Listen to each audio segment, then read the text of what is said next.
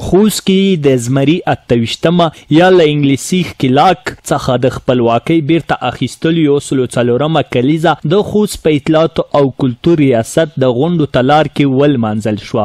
د لمانځنې په یاد راټولیدنه کې د غازي امان الله خان کارنامې وستایل شوې. دوی وویل چې افغانان د تاریخ په اوږدو کې هغه قوم ثابت شوی چې هر تجاوزګر ته په ډیره لوړ شهامت او قهرمانۍ ماته ورکړې ده. چې ای نړیوالو، افغانان هغه خلک دي چې کله څوک په بد نظر ورته وګوري د بد نظر جواب یې لله الحمد په غاښ متونکي ګزار ورکړی ده، او که څوک د مینې لاس ورغځوي افغان ولس هغې ته د مینې غېږه پرانیزي. دا نعمت مونږ ته خپلو نیکونو د سر په بدله حاصل کړی دی.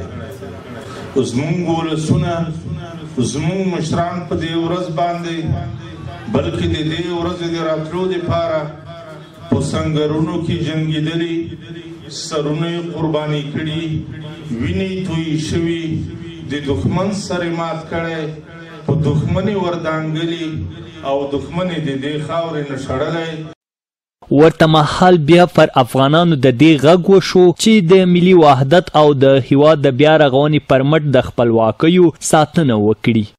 چې ته شکر ادا کوې، الله پاک نعمتونه در اضافه کوي. نو عرض مې دا دی چې دې حالاتو کې یقینا شکر په موږ واجب دی. داسې ډېره لرې خبره نه ده چې څه تاریخي خبره ده.